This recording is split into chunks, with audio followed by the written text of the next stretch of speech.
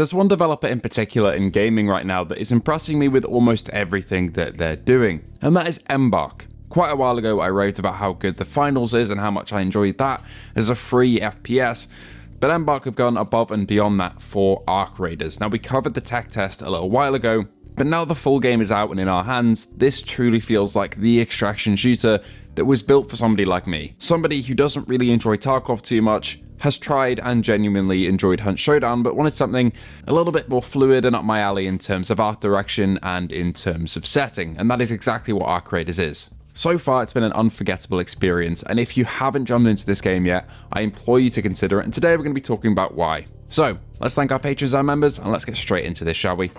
Hello, friends. Don't shoot! Bloody go for, so I was Now, if you want my initial impressions and thoughts on the world of Arc Raiders and the setting and the story, you can go and check out my original tech test video, because I don't want to just be repeating myself here.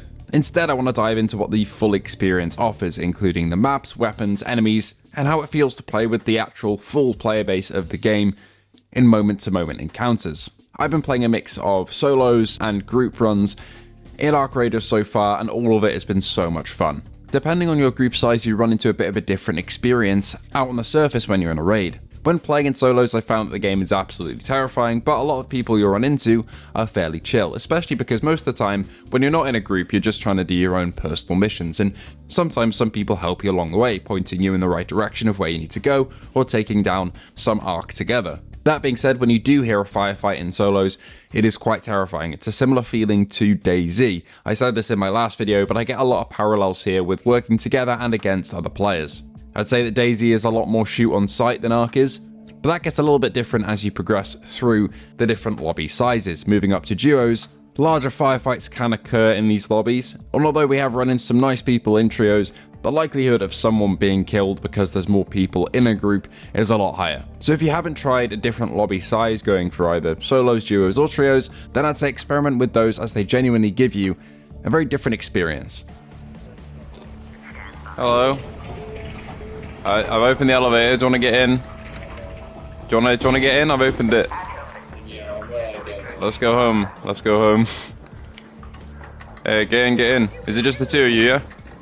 Yeah. Ah, perfect. Now that I've experienced all the maps that are currently in the game, although we're getting one more in like a month, I think, I can safely say they are utterly fantastic. Art design wise, you can see how these guys are X-Dice, because so many of these maps evoke the same feeling as, say, Battlefield 1, Battlefield 4.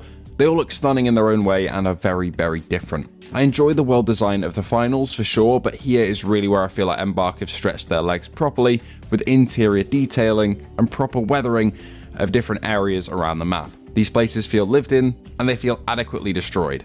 Same with the weapon designs and the sounds, they're utterly fantastic. DICE have always been good at soundscapes, and Embark are up there as well. It's a similar feeling to DayZ, being able to pinpoint gunshots, the echoing of somebody's voice as they try to speak to you over proximity chat. The world feels real and alive, and it feels cohesive and well put together. Don't shoot! We just wanted to request. Yeah, do you know where it is? That's what I'm doing. The stress of an extraction shooter is here, but the chill moments are there as well. You're not feeling under threat all the time, it's an ebb and flow, and the game really manages that well with the amount of arc and the amount of players on a map at one time. I'm imagining in 20 hours time though, it's still going to be very nerve-wracking to hit an extract button and wait for that lift to come, and expecting a shot to ring past you at the worst possible moment. Oh my god, fucking player immediately! I'm really happy with the full offering of arc enemies here as well. In the tech test, I only got to fight against a Leaper as my biggest enemy, but experiencing Bastions, Bombardiers, Harvesters, and Queens is just something different entirely. The scale of the arc in this game, and also the non-interactable arc that you see in the background of some maps, is like nothing I've seen in a game before. The way they interact physically with the environments, being able to shoot off parts of each robot and actually having them interact differently because of it. For example, shooting the thrusters off a flying arc enemy will cause it to spin out of the air, and if you're being chased by a queen, then it'll really adapt to the environment and actually place its legs properly as it walks on different assets and objects in the game world. There's clearly been a lot of effort put into the physics of the arc in this game to make them feel like a tangible, proper threat, and that's both in how they're animated and designed, and also in how difficult they are. If you work together, you can kill a Leaper, especially if you're working with an external squad who you've met out in a raid. But if you're on your own, then they're absolutely terrifying and very difficult to fight, and it's about picking those moments of what you want to do that make an extraction shooter like this so much fun. Oh fuck, Leaper. Wait, how the fuck do I get? Oh my god. Hang on. Oh my god. Let me in. Let me in. Getting to different areas, searching loot and gathering items is also incredibly fun and satisfying. I will say though that the stash system back at your hideout, 1, isn't really that big, and 2, isn't really that organized. Sometimes an item will tell you that it should just be recycled and isn't really used for anything, but you'll need it in a later quest, so you'll recycle a bunch of them, not thinking you'll ever actually need them in their base form, and then it'll pop up in a quest later and you'll feel like an idiot. I wish these descriptions were a little bit more accurate, and I wish there were better filtering tools, because that can trip you up later. Also, I've got to say, I just don't really like the cosmetic designs in this game. Some of them go a little bit too far into being Concord territory. Not quite as bad, I do want to make that clear, but just a little bit too outlandish for me to want to really spend any money on or wear, and that's completely fine. That just means I can go through the base battle pass that's in the game, that is free by the way, thank you Embark, and get some of the ones from there that don't look too bad and just run them for the rest of the time. Maybe there'll be some great cosmetics that come out later, but from the initial store offering and some of the stuff in the free battle pass as well, I'm just not really that interested. They're a bit outlandish for me, but I do understand this is the art style and the mood that Embark are going for, so that's completely fair. It's just not personally to my taste. It's the same in the finals. Some of the skins there look amazing and I genuinely really like them, and some of them I don't like at all, but I feel like it fits in that game a bit more because that is kind of like an outlandish digital esports world, whereas this is meant to be a bit more grounded, and I just feel like some of them are a bit too far for me. I don't know if many other people feel the same way, but that's just how I feel. Harvester. Oh!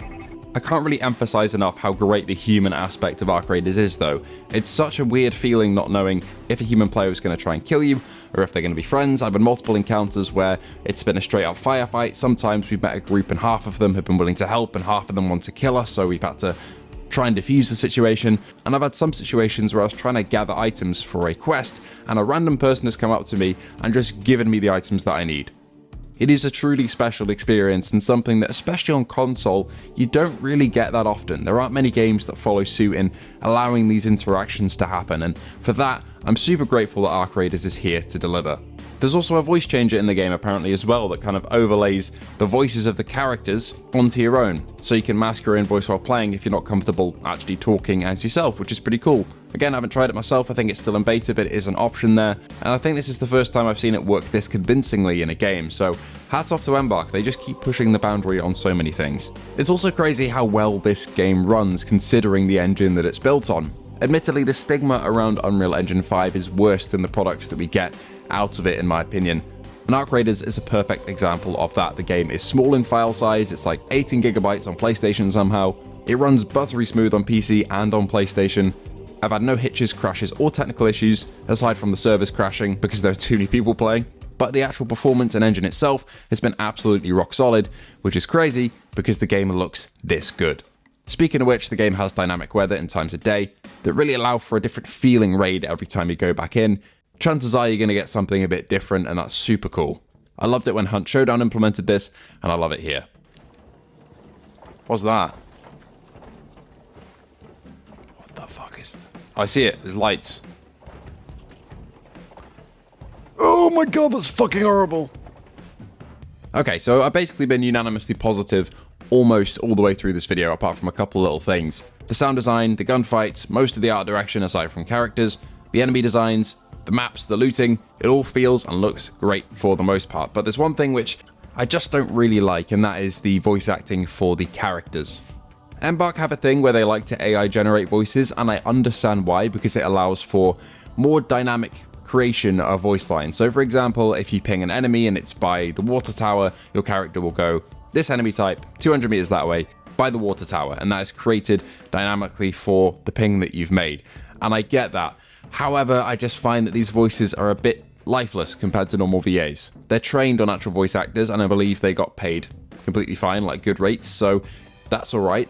That's not the thing I have an issue with, it's the actual kind of delivery of the lines that just feels a bit flat to me, especially with the vendors.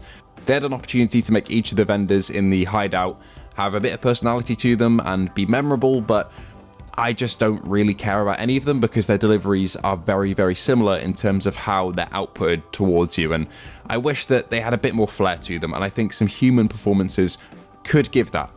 I understand having the characters in the world in raids maybe be these AI generated voices or the trained voices, for example, because they have to dynamically give callouts and adjust to the map and mission parameters, but the actual vendors, I'd like to see some human voices there because they could give them a bit more flair. Overall though, I've been really enjoying Arc Raiders. It's been such a good time over the last couple of days. Between this and Battlefield 6, my shooter crave is completely covered, and I'm super excited to see where the game goes in the future. I'm powering my way through the quests, there seems to be a lot to complete there, and I still have a lot more Arc that I need killing. Have you been enjoying the game? Please do let me know, and I hope to see you all in the next one.